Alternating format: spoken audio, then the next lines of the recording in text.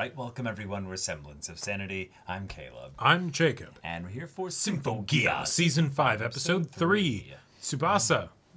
Holy trauma. Yeah, you just got everything torn apart right in front of you, literally. Literally. And now you're gonna have to keep moving forward. Right. Have to figure some way to recover from this.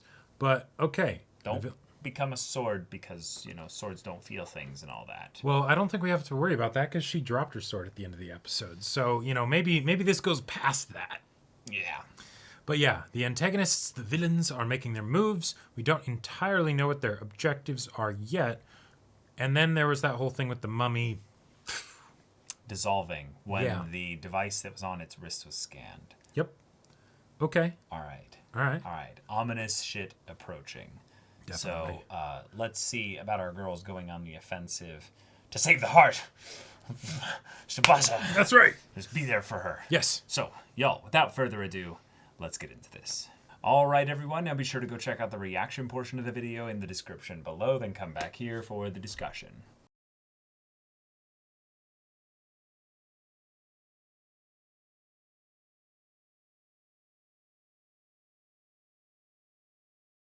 All right, okay. Not only are they vampires, and they're vampires that want, blood and stuff, but they're also working with Tsubasa's grandpappy.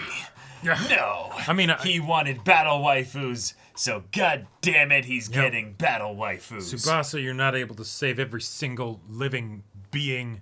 Therefore, you're a failure. You're a failure. Failure, yes. Failure management. Your disappointment. Yeah. Yes.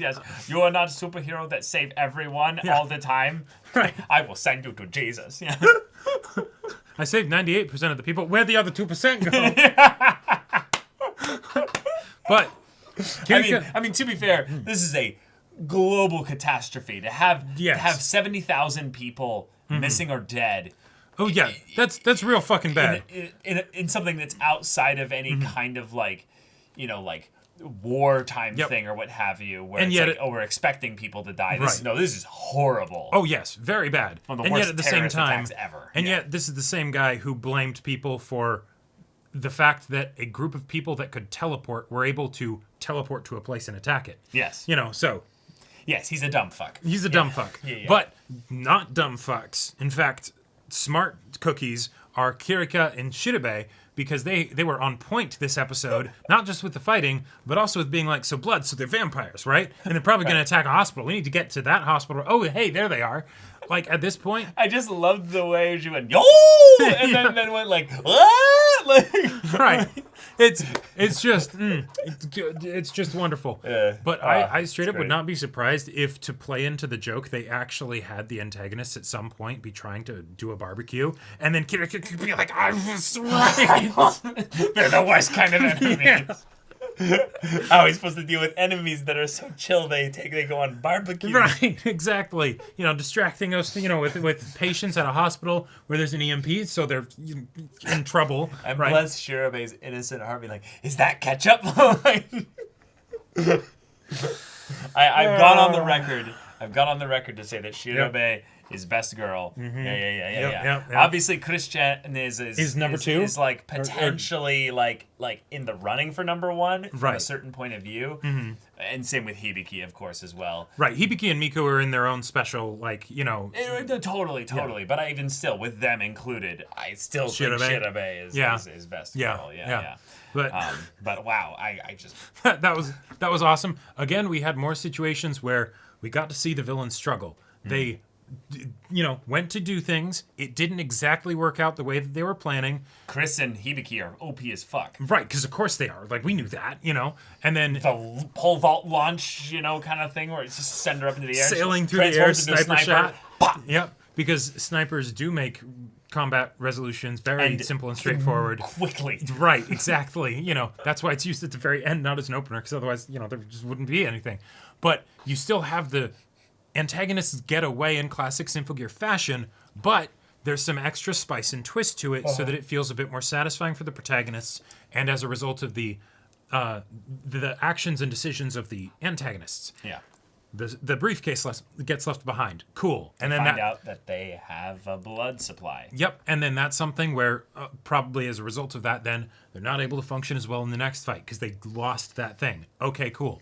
In the next fight, they fight, they lose. Yes, they do teleport out of there eventually, but that's only after their other two friends end up coming in to help them out because they realize they're in trouble and EMP the whole area. Yeah. Awesome, right? That's a great way to be like, hey, theoretically in that situation, if she did have the devices and was going to go teleport, they could have been like, nope, gotcha, bitch. There's two other things that are really important world building things with this because of the way in which one of them, I forget which one, but with the name, not the one there, but the one that has the tail thing that would connect to them. That's them being powered up by the blood going from the briefcase into her body so that she can then do her abilities. However, the one with the mechanized arm and stuff like that is probably not the same type of person as they are. Probably doesn't need the blood. And that means that we can have different mechanics for each of the antagonists, not just in like their fighting styles, but like resources and things like that. Yeah. So they really have to account for each other's weaknesses, which is a great way to show that they care about each other. Yep. And like again, they called each other family, Nakama. Exactly. We are already getting it put on display, not just being told, but being shown that they care about each other. That they care, and that makes me care about them but in turn way more than I would for other antagonists where it's just a bunch of we have crazy plans. And they're not necessarily even the antagonists because they're not aligned with the custodians. They're trying to get this stuff for Japan. Yeah, so that because can make Japan is in that kind of panicked state, at least where this guy, Tsubasa's grandfather, is like, no, we're not thinking about the world right now. We're worried that the U.S. is going to make a launch play as another well nuke, with this stuff, which is very fair so worry. Therefore, we are going to have a way to go and one up them by getting this power directly from them. Cool. Okay, we could be entering a World War kind of situation in addition to fighting gods or God. Right, so, and given how quickly this season has been going so far, I would not be surprised if we got that as the backdrop for the end. Exactly, right. The first act, where it's like we have all of this political stuff. Conflicts more so. Right, political conflicts God and things like that. And then because if you think about it, God conflicts, unless they actually introduce custodians as characters, right? They probably will on some and level. they probably will at some point. But for now, we've got these characters that we care about, that they're in conflict with, and that theoretically that could get resolved, and then they go and fight the custodians together. It's like, cool. Possibly. Awesome. I love this. Yep. Yeah. All right.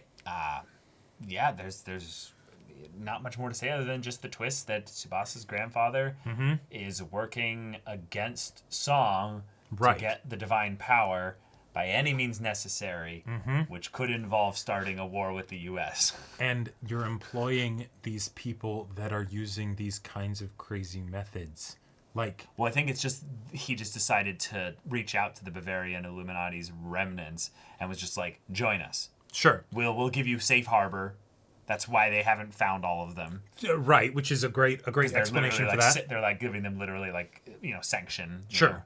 But also, these are the people that attacked the concert and killed 70,000 people. Yeah. And then you're going to chastise Tsubasa for not protecting everyone? them? I mean, hey, I love it because it's an easy way to manipulate her. Right. It's a much more upfront manipulation where it's just I'm throwing up a cover, right? Yeah. To make you think about that and all that stuff. And because but what does he get out of it? Surprise, I'm the one who's doing it. He actually weakens Japan on some level. Right. If his goal is Japan first, we strong. Right. We're going to be the ones that, protect the world against this, upcoming threat. It could totally be the thing where you attack your own country so that way they're scared and then they listen to what you have to say. Yeah, but you're wanting to militarize them more. Yeah, but that has nothing to do with Tsubasa, though. That literally has nothing to do with Tsubasa. I don't care about that. Why the fuck would you call Tsubasa the second she's awake, like you're fucking watching her on camera, and you're like, oh, she's up? Well, then I gotta call and Skype her and, talk some shit. Why? It makes no sense. I could chalk that up to just him being a massive dick. No! It's stupid. Totally, but I feel like that's been his, for the most part, defining characteristic so far in the show. But they're trying to say that because he was bad, or he's not working against them, that those things have reasons, which I could buy a little bit, but this one does nothing to help his cause, which I believe is to get that divine power for Japan so that they would have something to fight against extraterrestrial threats of some kind, you know? I am a bit split right now. Because on the one hand, I love the idea of him being an antagonist and just being, be more and more awful. So that way we have a chance to... When the can of whoop-ass gets busted over you, yeah. it's a lot more satisfying, right? Sure. On the other hand, Symphogear, especially with its male characters, likes to do this thing where it's like, we'll gaslight all the people and be like, but it was actually for a sort of good reason. And it's like, no, you just a fucking dick. Like, there was no reason for it. It was actually pointless, you know? So I could also see that happening here, which, you know, wouldn't be out of left field. Wouldn't be out of left field. Yeah. I wouldn't hope that it would happen. I think they might be setting up something different, which I would be very excited about. But at the same time, it could be that. Yeah. But yeah. So we'll see. We'll see. Yeah. But I got to say, transformation sequences were excellent, again, as usual. We got Chris's transformation sequence. We got Shirabe's as well. Both were wonderful. The bullets coming out of Chris's boobs, that was a level of creativity that I suppose I should expect from Symphogear by now, but, you know, like... Yeah, I feel like, though, Hibiki's transformation sequence is still the best one by far. I think so. Except, randomly, I gotta say, I feel like they did Shirabe kind of dirty. Kirika's transformation sequence, in my opinion, was way better than Shirabe's. See, it's because they were able to work in the pole dancing angle into it. No, I think it was just longer and it had more just stuff going on. I feel like Shirabe's was way too close randomly, so we didn't get to see much movement, really. Sure. Maybe that's just me, but I was like... I don't know. I was really excited for Shirabe's, and I was like...